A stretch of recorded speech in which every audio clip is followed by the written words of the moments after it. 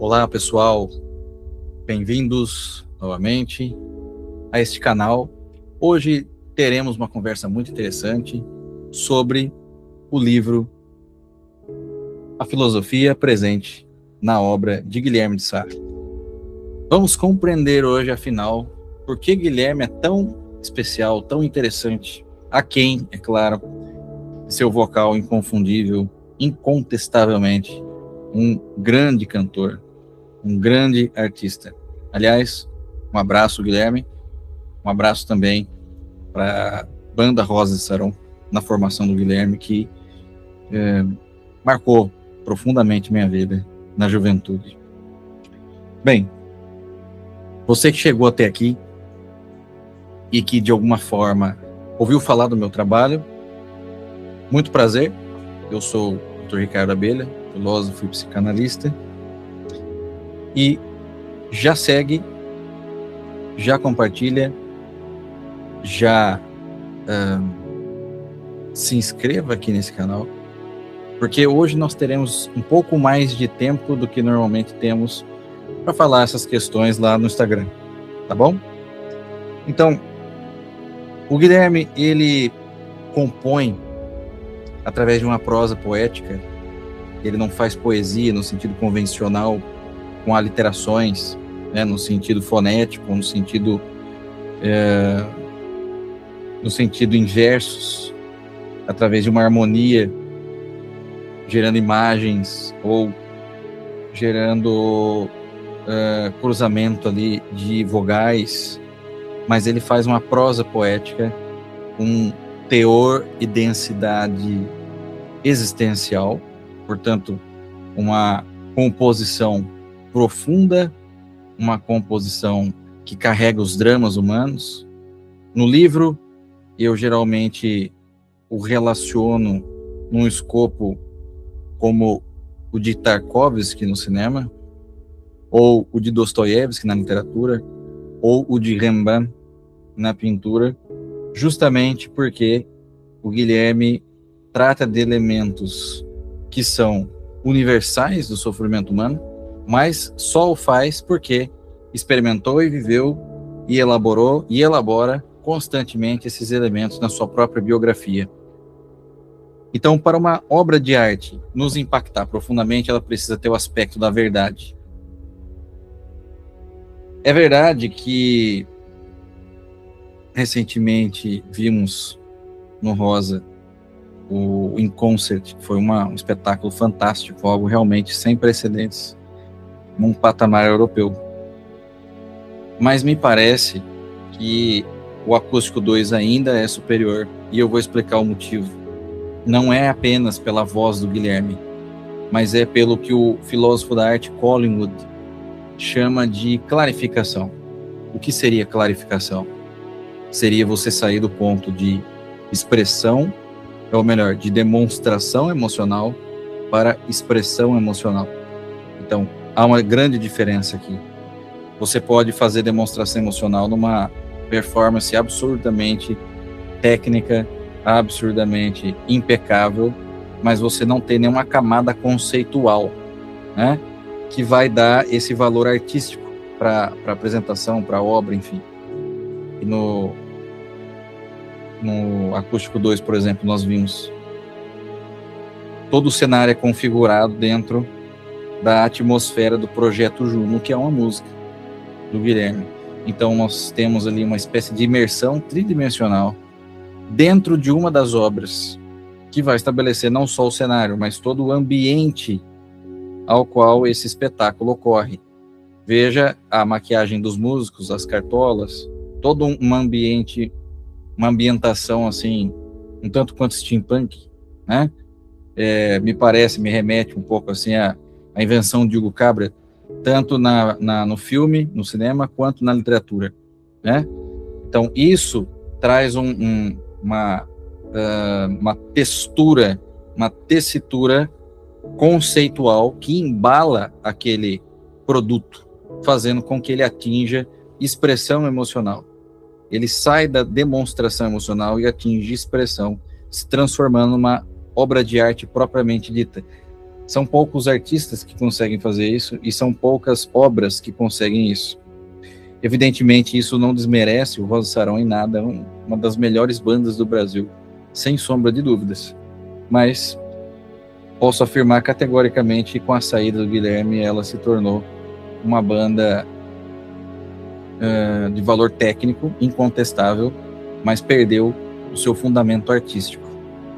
Pessoas que não têm uma formação filosófica no sentido de repertório para poder discutir isso, intui e acaba dizendo a mesma coisa. E aqui eu não estou incitando nenhum tipo de fla-flu, fãs antigos contra fãs novos. Pelo contrário, deixo aqui um grande beijo a todos os fãs do Rosa Sarão, da nova formação, e a todos os membros do Rosa Sarão, ao qual nutro um profundo respeito. Do mais, diria ainda que o trabalho do Guilherme é um trabalho altamente biográfico. Então, todos os elementos que aparecem nas músicas, ainda que apontem para um sofrimento universal, são biográficos. São elementos que ele extrai da própria vida. Conflitos de fé, a felicidade no casamento, a melancolia, não como um temperamento, né? Mas melancolia no sentido clínico da psicanálise, coisas que eu escrevi no livro, inclusive, os elementos, vamos dizer assim, elementais, né? Que são símbolos na sua literatura e que estão ali por um trauma narrativo, como, por exemplo, sempre uma posição alta, né? Do alto da pedra, Projeto Juno, a capa do Gran Paradiso, uma montanha,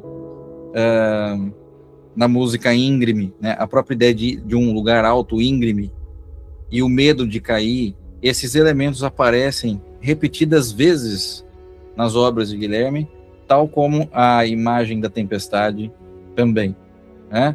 Então ele teve ali um novo projeto, um show novo, com o nome Tempestade. Há várias músicas ao qual tocam nesse tema de tempestade, de chuva, de mar revolto, né? Então, todos esses elementos, todos esses símbolos, eles criam uma espécie de semântica porque eles são signos próprios da personalidade, da identidade, da biografia do Guilherme, né? E quando isso se manifesta de modo visual e não verbal, como a arrumação de um espetáculo, como roupas e como diversos outros elementos, nós temos aqui uma expressão emocional, uma arte propriamente dita. Então, eu deixo aqui de convite para vocês, vou deixar o link abaixo desse livro, A Filosofia Presente na Obra de Guilherme de Sá. Conversamos a respeito, o Guilherme é muito querido, gosto muito dele, da pessoa dele. Ele chegou a fazer uma publicação do livro na mão dele ali no Instagram. É um sujeito que nutre um imenso respeito pela história, pela sua capacidade de sempre se renovar, se reinventar. Então, vamos esperar o que vai sair no novo álbum Notas para Deus. Acredito que será um trabalho muito interessante, um trabalho profundo, e que possivelmente, muito possivelmente, irei fazer uma segunda edição desse material aqui, ampliando ele, trazendo, né, análises de músicas do Notas para Deus, né? Deixo aqui também meus parabéns para composições do Feltrin, que são lindíssimas e que estão presentes na biografia da banda Rosa Sarão. E aqui eu deixo para você, fã que acompanhou o vídeo até aqui, eu não quero deixar um material muito vasto, muito longo, um grande e fraterno abraço. Iremos passear algumas outras vezes sobre esse material aqui. Acredito que é um material difícil de se esgotar, porque tem quase 400 páginas, levou 15 anos para ser concluído, toda a questão de pesquisa e tudo mais.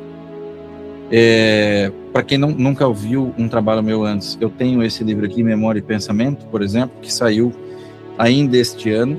O prefácio foi feito por um grande artista de Bari, né, Jorge Esposito, que pintou o Papa Pio XII, obra que está em Roma, na igreja em que Pio se batizou, né?